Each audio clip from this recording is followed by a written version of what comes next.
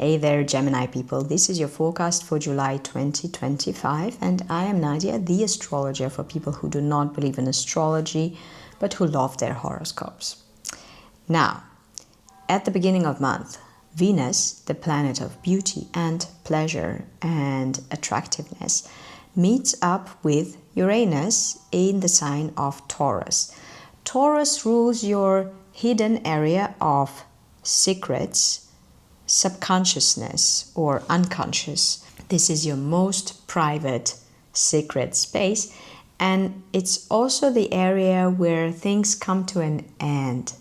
So what this union of Venus and Uranus in Taurus may mean for you, and it will happen on the 4th, but it will be strong in the first days of July as well, is either a beautiful ending to something, or some kind of secret thrills or futuristic fantasy or electric escapism. So Uranus is electric, it's exciting, it's unexpected, and Venus is adding some kind of pleasantness, pleasure, attractiveness to the mix, and it should be hidden, part of a secret or a fantasy or some kind of like escapistic activity.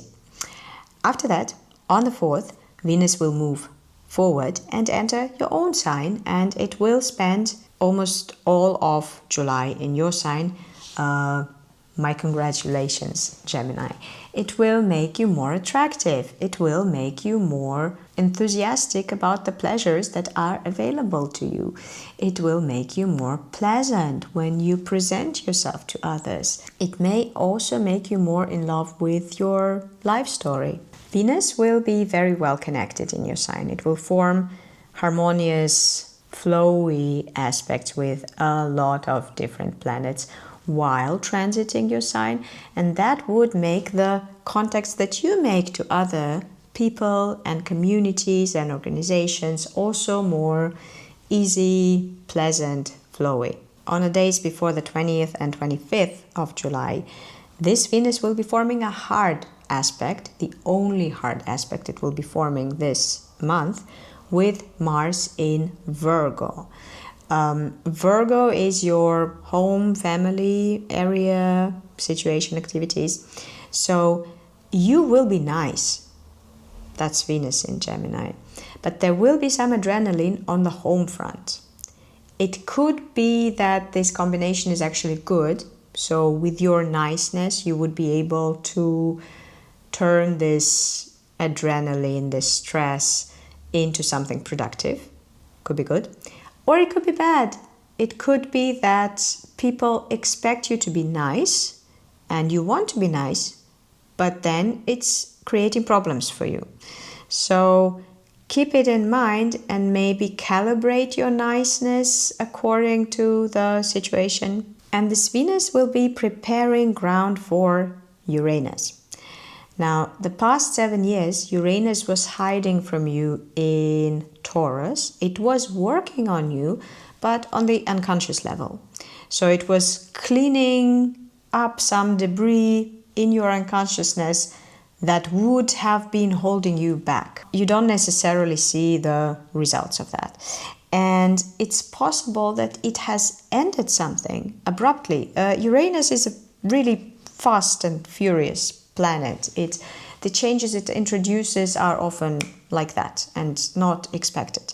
So something may have ended, something may have changed, and now when Uranus enters your sign, Gemini, you are going to feel, especially if you're an early Gemini, the May Gemini, you're going to feel that, okay, well, now, since I cannot live the way I thought I would be living anymore, now I want to live differently. And that would be a very nice thought. And the next 7 years, Uranus spends approximately 7 years in each sign, you would be well advised to work on your independence and originality and following your path and not investing too much into trying to meet the expectations of others.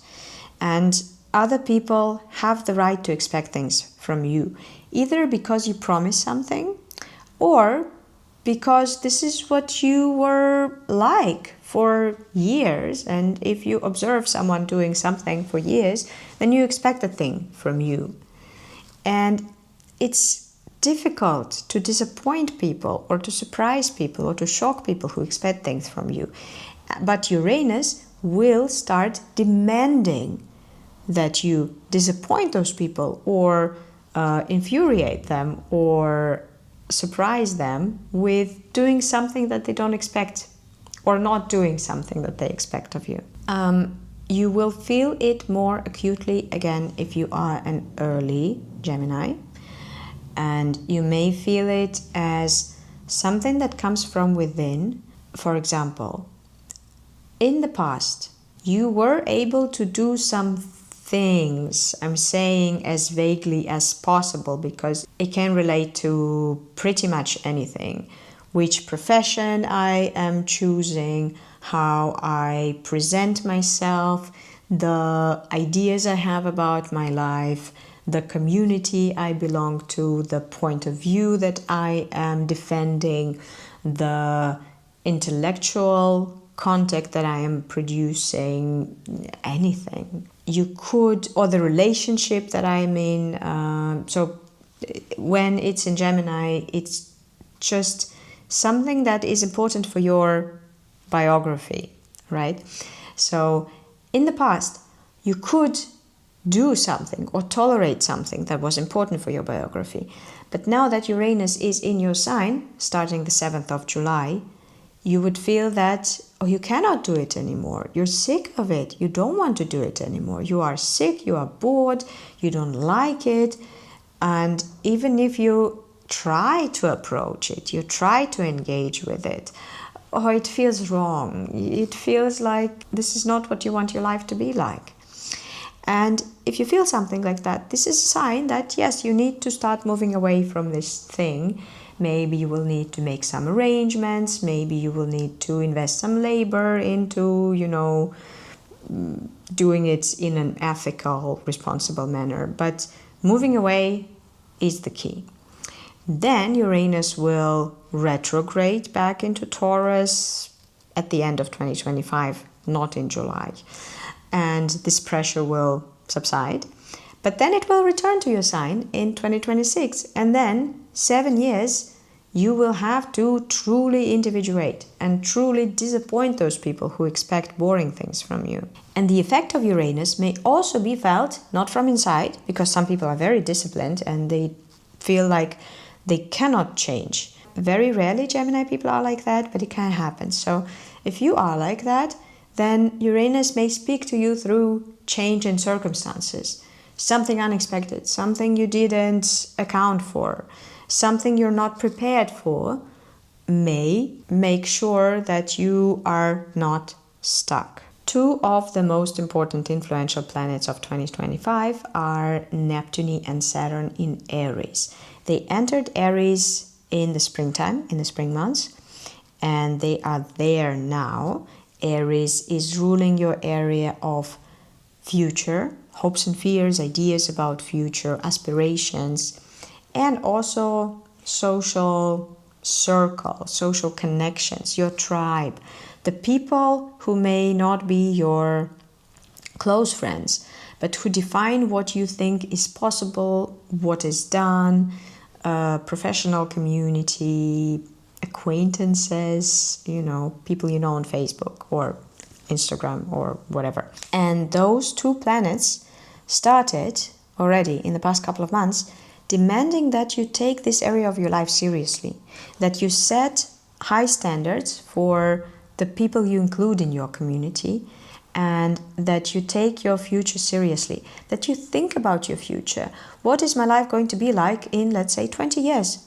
And how am I supposed to live my life now so that in 20 years I am not severely disappointed? That is Saturn's voice. Neptune's voice is more spiritual. It's is my life aligned with my ideals and beliefs and such? But it's also demanding. In July, those two planets turn retrograde.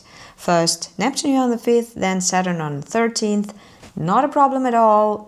It's not like a Mercury retrograde, which we will have this month. But those slow planets, they have a retrograde every year, and it's super normal. It may even feel like the pressure is dropping slightly, that maybe you don't have to think about your future so much.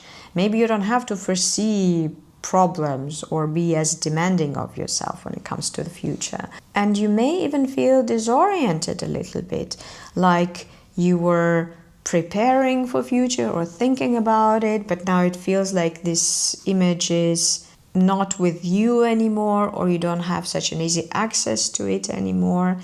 And the trick here is to stay in the process. Allow your ideas about future evolve slowly. Both Neptune and Saturn will return. So they're still in Aries. They will retrograde back into Pisces in the autumn, and then they will return to Aries in the beginning of 2026. And this is where you will need to, again, think about your future super seriously, and think about what you want your old age to be and how you would like to, disappear. You will have to think ahead decades.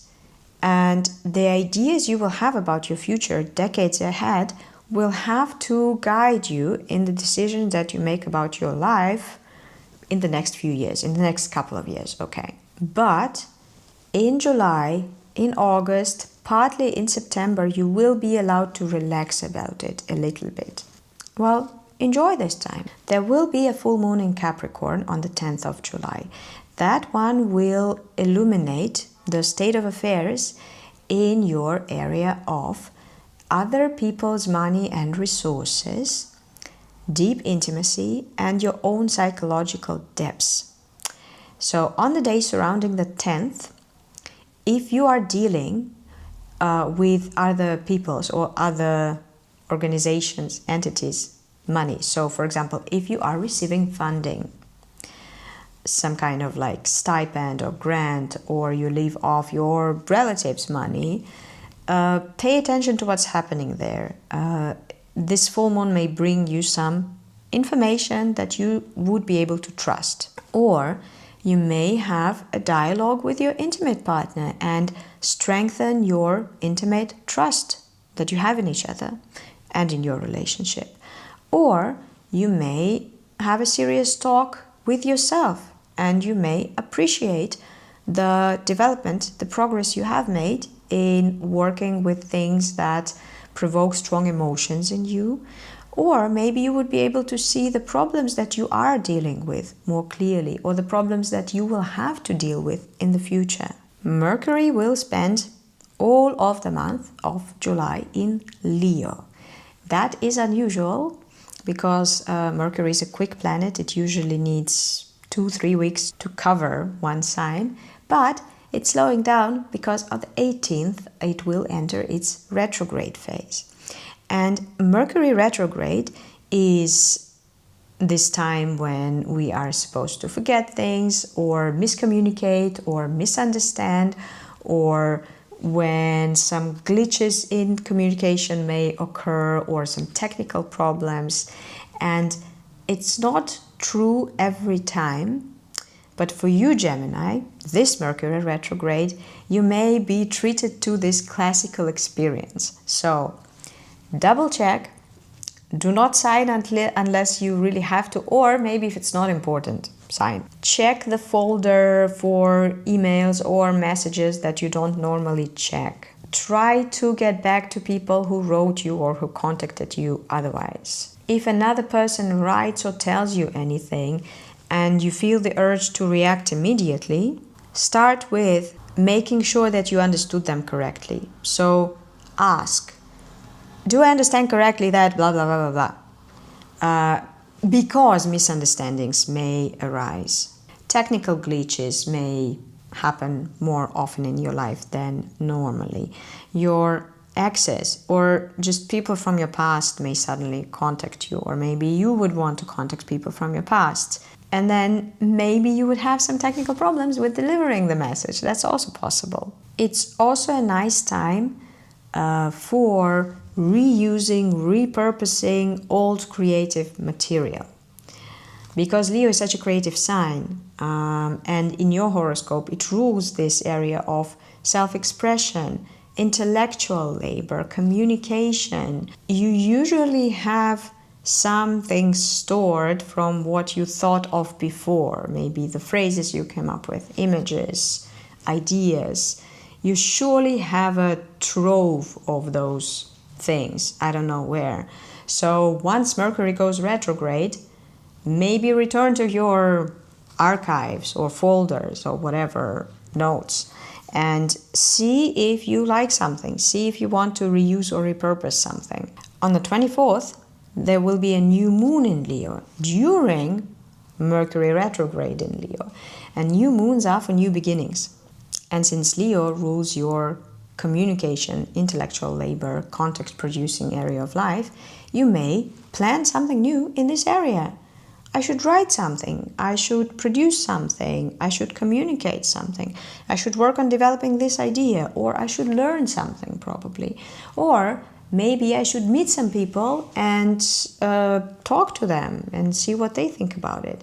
This is all very valuable and correct and appropriate, but try to be flexible because the Mercury retrograde is still there.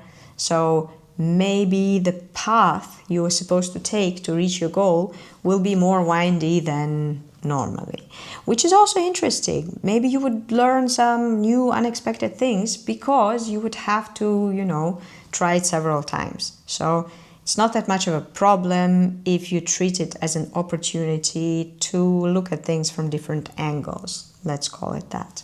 Then at the very end of the month, Venus will leave you, your sign, and will enter Cancer, which for you may actually be a good thing because Cancer rules your personal finances, earnings, spending, property. And Venus there will be helping you sell things and negotiate a salary or a business contract, your rates. So if you want to negotiate higher rates, higher salary, maybe wait until August, and in July focus more on the intellectual product that you are making, that you're working on, and also on the pleasant side of life and on how attractive you are and on how you want your life to be original. Yeah, that was the important thing. So have a beautiful, original, interesting July, Gemini, and see you in the next forecast.